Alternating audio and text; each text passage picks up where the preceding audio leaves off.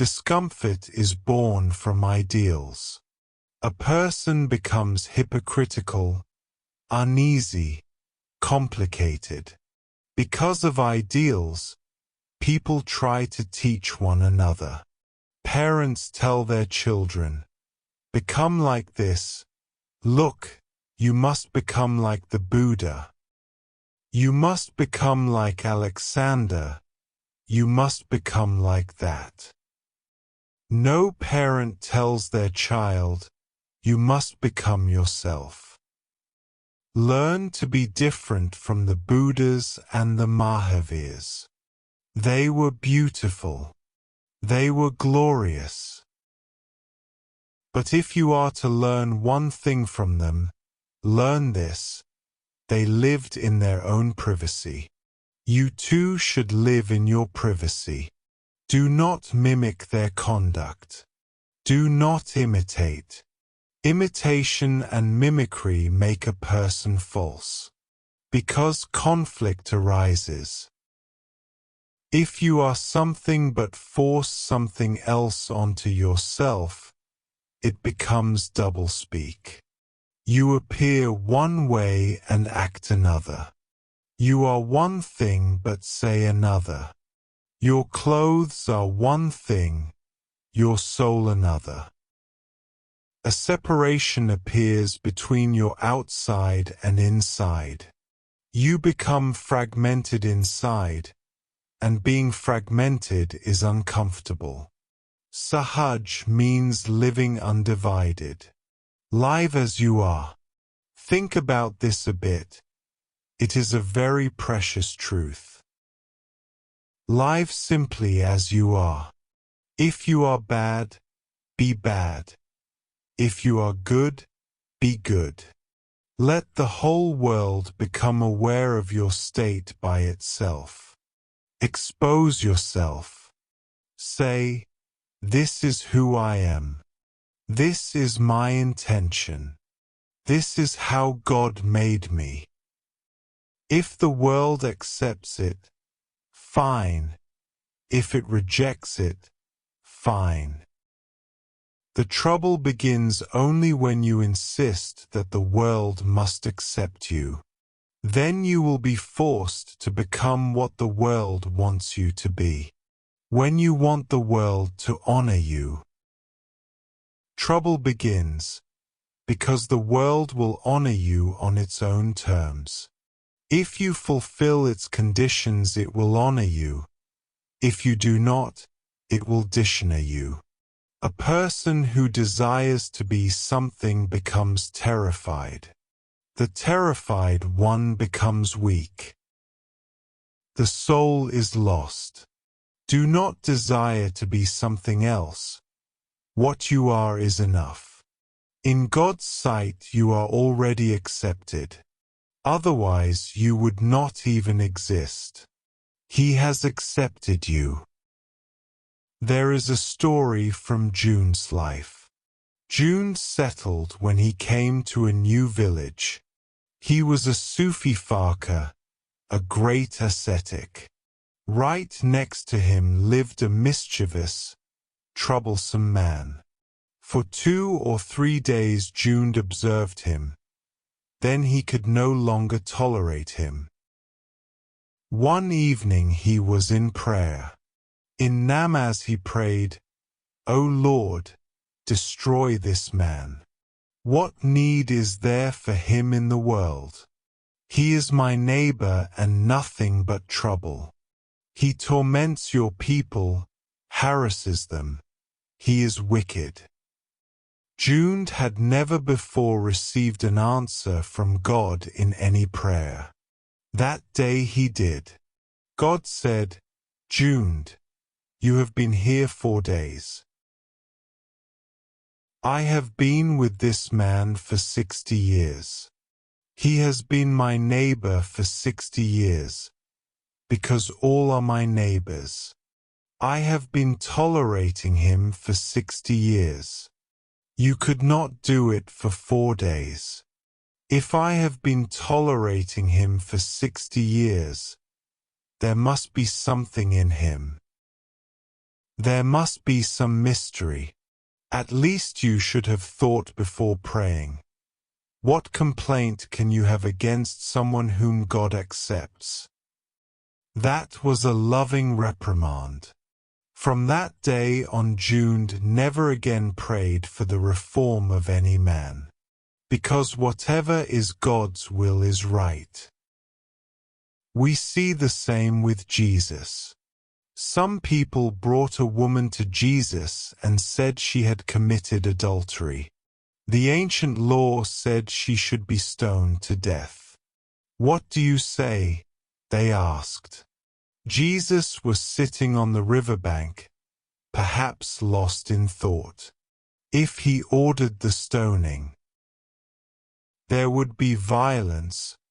What about his principle of love? If he said forgive, people would be outraged, accusing him of denying their old scriptures. In fact, the crowd had come to entrap him. If Jesus said forgive, they would stone Jesus himself for contradicting their old law. If he said stone her, they would kill the woman and then accuse Jesus of lacking compassion. They did not know what Jesus would answer. Jesus said, "Yes, the old scripture is right. Pick up the stones and stone her to death."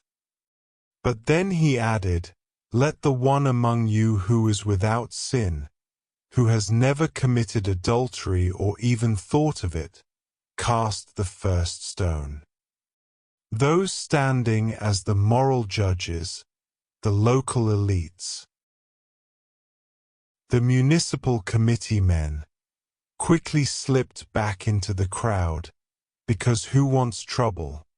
The whole village knows everyone's behavior. Even if someone has not actually committed adultery, who has not entertained the thought?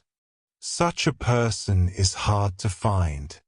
Quietly, the accusers dropped their stones and dispersed. Evening fell, the sun set, and the crowd left. The woman was left alone, and she laid her head at Jesus' feet and said, "Whatever punishment you give me, I will accept. I have sinned. Your compassion has overwhelmed my heart." Jesus said, "Who am I to punish? Who am I between you and your God? You know your deeds and your God knows. I do not make judgments. If you feel you have done wrong, then do not do it again. If you feel what you have done is right, then continue. The final judgment will be between you and God. There is no middleman." This famous word of Jesus is, "Do not condemn even the wrongdoing." Why not condemn it? Because if God is guiding things, there must be a reason.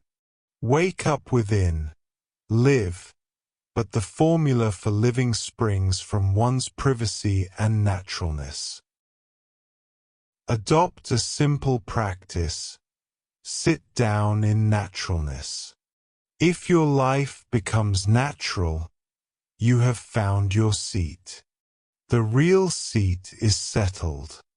Lying on your side and putting your body into a perfect meditative posture is not the real seat. Anyone can strike a pose.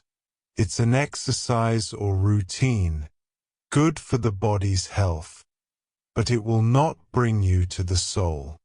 When the seat of ease settles in privacy and spontaneity, the experience of the soul begins. Discomfort in life often arises not from who we are, but from who we are told to become. Ideals, though noble in words, have quietly made humanity hypocritical, uneasy, and deeply complicated. From childhood, people are conditioned to imitate perfection. Parents teach their children to be like someone else, to be as great as a saint, as successful as a conqueror, or as wise as a philosopher. Yet no parent ever says, "Become yourself."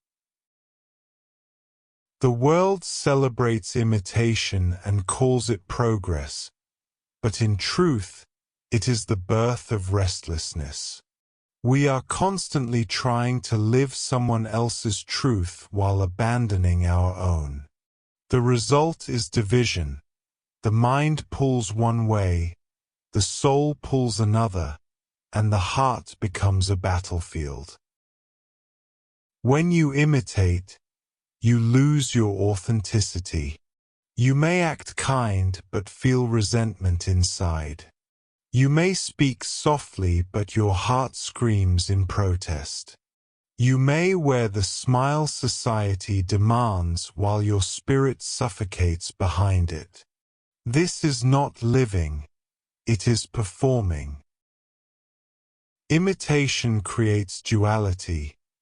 You are one thing within and another outside. Your actions, your thoughts, and your soul lose harmony. Slowly, a person becomes fragmented.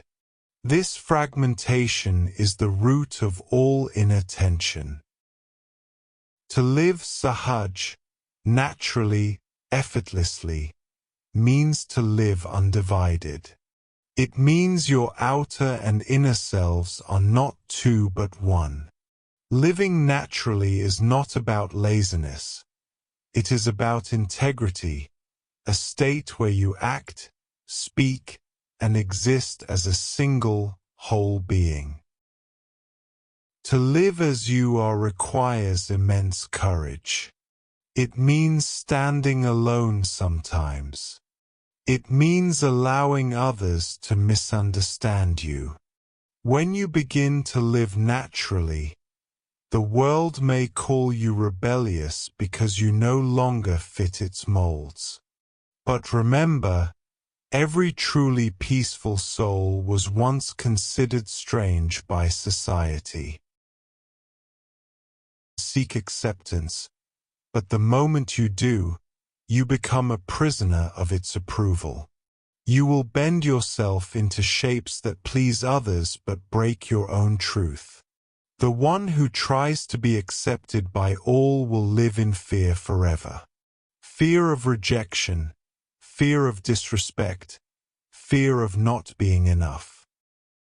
When you depend on others' respect, you lose self-respect. When you chase validation, you lose inner peace. Because the world does not respect you for who you are, it respects you only when you meet its conditions. And those conditions are endless. Freedom begins when you stop demanding acceptance from the world. Say to yourself, "I am what I am. If the world accepts me, good. If not, still good. Because existence itself has accepted me. That's why I am here." The Creator makes no mistakes. When you believe that the universe has already accepted you, you stop begging for approval from people. You start to breathe freely again. Your actions become expressions of your being, not desperate attempts to impress. Do not wish to be someone else. What you are is already complete in the eyes of existence. If it were not, you would not have been created this way. Everything in nature lives as itself. The tree never tries to become a mountain. The river never tries to become the sea. Yet both fulfill their purpose perfectly. Why then should man alone live pretending to be something else? There is an ancient story. A wise hermit once moved to a new village. His neighbor was a loud, troublesome man, always creating disturbance, always causing pain. For days the hermit endured in silence. But one evening, unable to bear it any more, he prayed, "O Lord, why have you created such a man? He troubles everyone. Remove him from this world." That night, for the first time, the hermit heard a voice from within, calm and clear. It said, "You have lived beside him for 4 days, but I have lived beside him for 60 years. If I have tolerated him for so long, there must be a reason. There must be something within him that you cannot yet see. Before you complain about what I have created, first understand what I see in him." The hermit fell silent. From that day onward, he never prayed for anyone's destruction or reform. He realized that what appears wrong in human eyes may still be part of a greater balance known only to the Creator. Everything and everyone exists for a purpose. We are not here to judge the roles assigned by the divine play. We humans are quick to condemn. We judge others as sinners, fools, or failures, forgetting that our understanding is small and our experience limited. We forget that every person is walking their own unseen path. What looks like a mistake to you might be a lesson for another soul. What you call darkness may be someone else's night before dawn. Condemnation never brings light. It only deepens division. True wisdom is not in correcting others, but in understanding them.